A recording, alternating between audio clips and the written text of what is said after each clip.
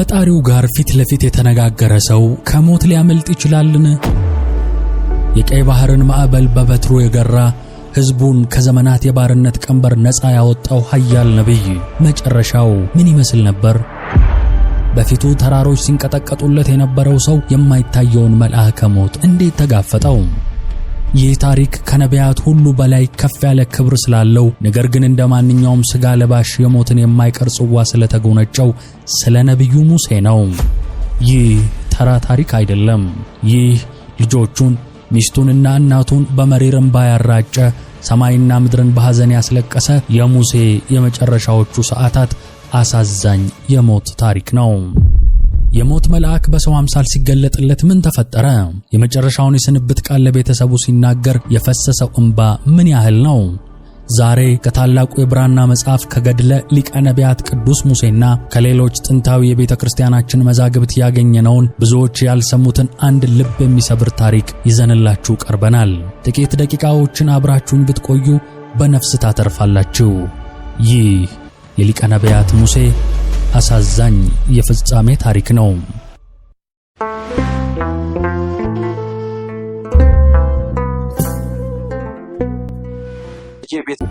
ይህ የሊቀ ነቢያት ሙሴ አሳዛኝ የፍጻሜ ታሪክ ነው።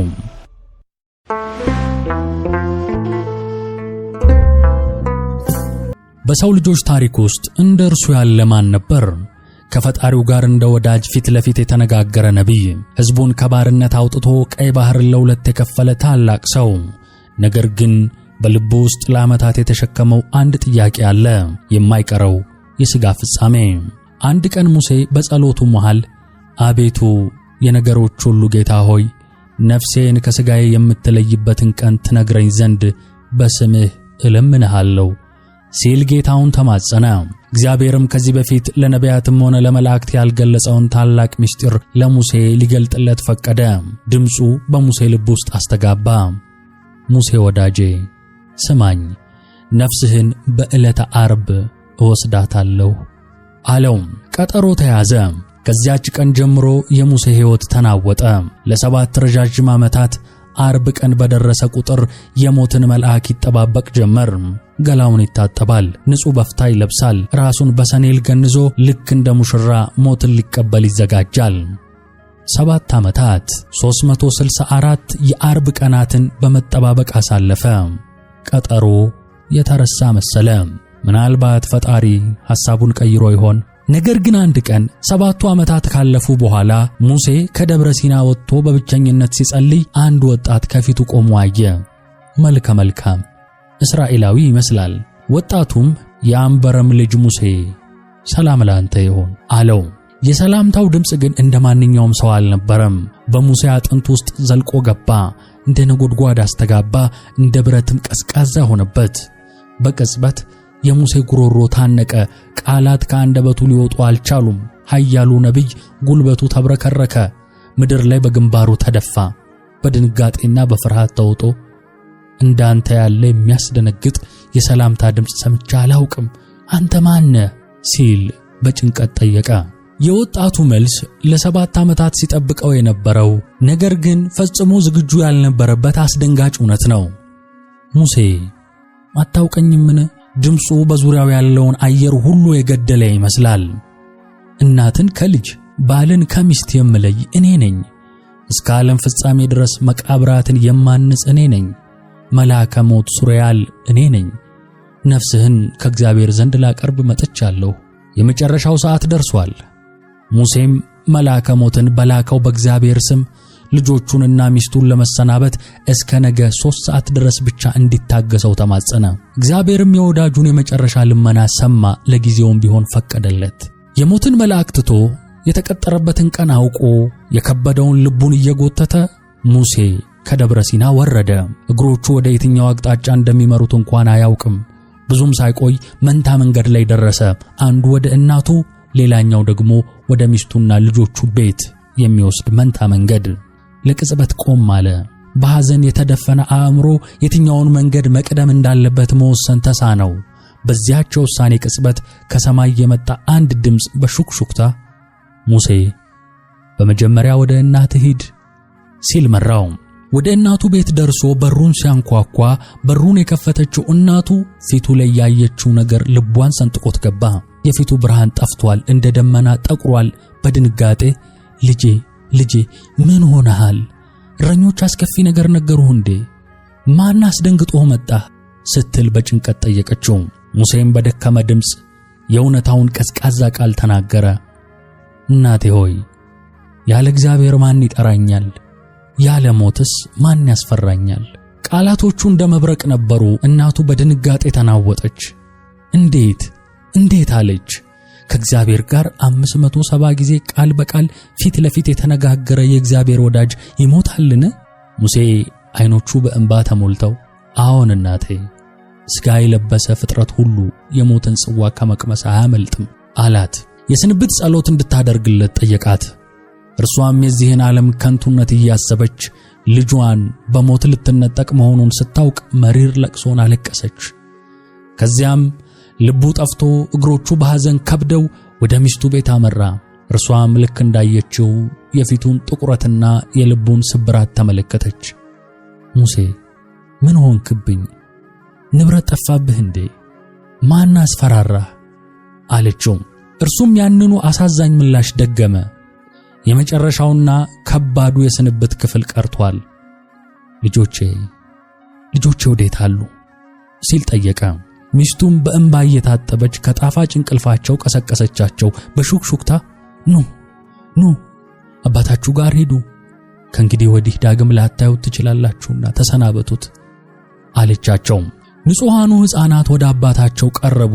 የፊቱን ሁኔታ ባዩ ጊዜ ገና በለጋ ዕድሜያቸው የሐዘንን ጥልቀት ተረዱ።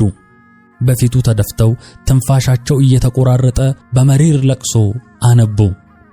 ትንሹ ልጅ ለታላቁ ወንድሙ የሁላቸውንም ስሜት በሚገልጽ ልብ ሰባሪ ቃል እንዲህ አለ።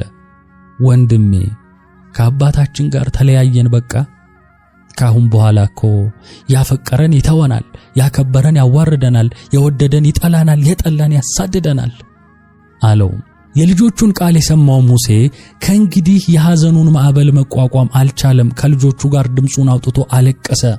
በዚያች ቅጽበት የሙሴ ዓይን ብቻ አልነበረችም ያነባችው፣ ሰማይና ምድርም ከታላቁ ነቢይ ጋር አብረው አለቀሱ።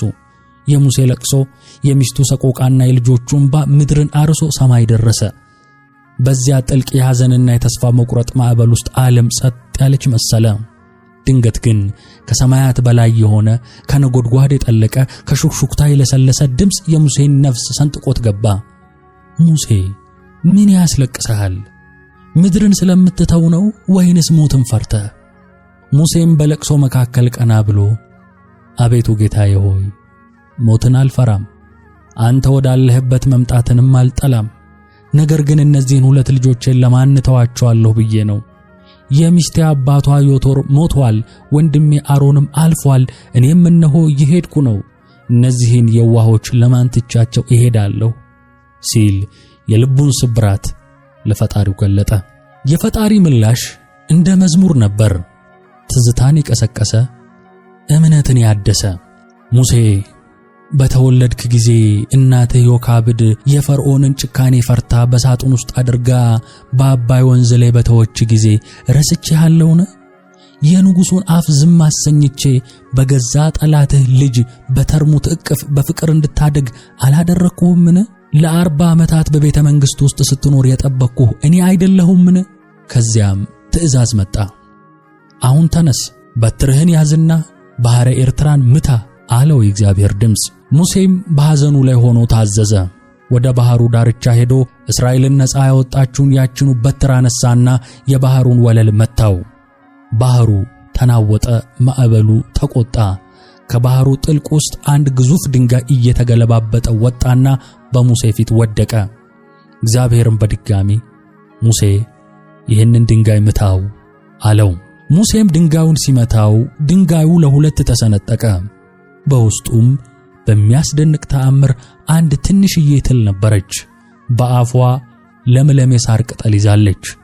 በራሷ ቋንቋ ፈጣሪዋን ታመሰግን ነበር። በባሕሩ ውስጥ በድፍን ድንጋይ ውስጥ ሳለው ምግቤን ያልነሳኸኝ፣ እስከዚች ሰዓት ድረስ ያረሳኸኝ እግዚአብሔር ተመስገን ስትል የምትናገር ይመስላል። እግዚአብሔርም ለወዳጁ ለመጨረሻ ጊዜ እንዲህ አለው፣ ሙሴ ተመልከት፣ በጨለማ ባህር ውስጥ በውሃ በሚሸፈን ድፍን ድንጋይ ውስጥ የነበረችውን ይህችን ትል ያልረሳሁ እኔ የሚለምኑኝንና የሚወዱኝን የአንተ ልጆች የምረሳ ይመስልሃልን? በዚያች ቅጽበት የሙሴ የሐዘን እንባ ወደ እምነት እንባነት ተቀየረ። ልቡ በታላቅ መጽናናት ተሞላ። ወደ ቤተሰቡ ተመልሶ የእግዚአብሔርን ድንቅ የተስፋ ቃል ነገራቸው።